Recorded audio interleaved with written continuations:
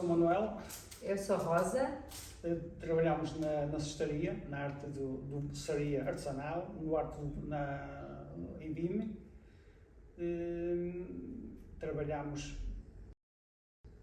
Eu trabalho há 32 anos.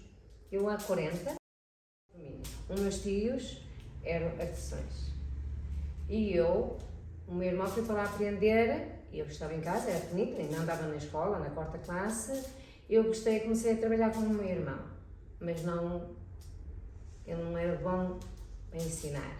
O meu padrinho gostou muito de mim, convidou-me, eu fui trabalhar para lá com as minhas primas e depois eu comecei a produzir muito bem, fazia muito trabalho e ele gostou de mim e pagava-me a peça. Depois conheci o Manuel, o meu marido. Exatamente.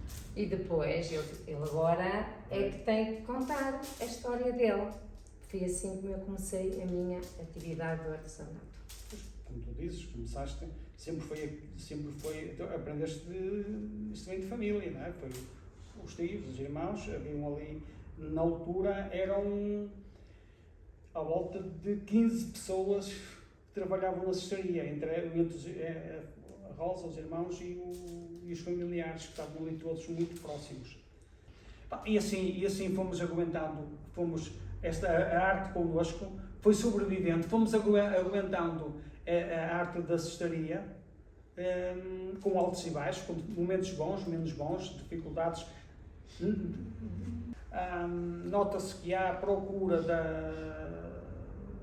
do nosso artigo, da cestaria, já se valoriza mais um pouco, em termos, porque a área da decoração está a surgir, então, como eu dizia, há novos mercados e nós sentimos que já somos mais valorizados.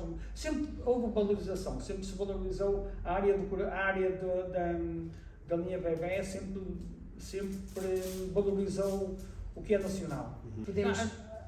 As peças que para nós foram mais desafiantes e que nos deram muito que pensar, aquelas peças de vais para a cama e estás, enquanto não dormes, a pensar como é que vou fazer amanhã, como é que vamos sair desta. Aquela sensação que agora assumimos, porque foi um desafio que nós aceitámos no escuro. Fazer animais em produto natural.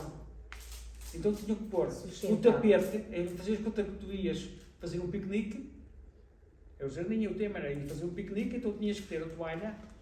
Como quem vai fazer um piquenique, tu vais fazer um piquenique, punhas a toalha, punhas a cesta e punhas o merenda. E depois estavas a fazer um piquenique e apareciam os animais. Tinha a minhoca, na bota, tinha ali a libelinha,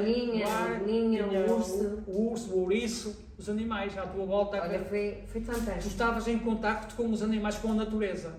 Então, o tema era esse. Então eles não tinham ninguém, bateram aí artesãos e ninguém assumiu esse projeto. Tiveram receio. Apareceram cá e nós à primeira aceitámos. Foi um desafio, já aceitámos. E fazer a Foram horas de trabalho.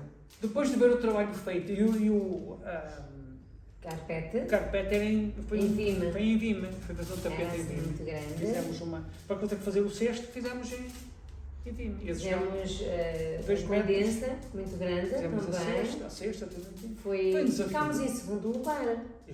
O futuro é visto até ao fim. Sim, mas o futuro é visto com alguma tristeza, vendo que nós, quando não pudermos, sim, isto acaba mesmo. Não temos ninguém que nos dê a continuidade. É uma experiência nova. Há peças que para nós são experiências novas que temos e estamos sempre a aprender. Há novidades. O artesanato tem sempre novidades. Nós tentamos sempre fazer o melhor. Fazer o melhor e estar disponíveis para corresponder com aquilo que nos Nós vamos tentamos e conseguimos. Porque se o artesão não estiver aberto e disponível a evoluir e a aprender peças novas, a fazer peças novas, também para. Não tem continuidade.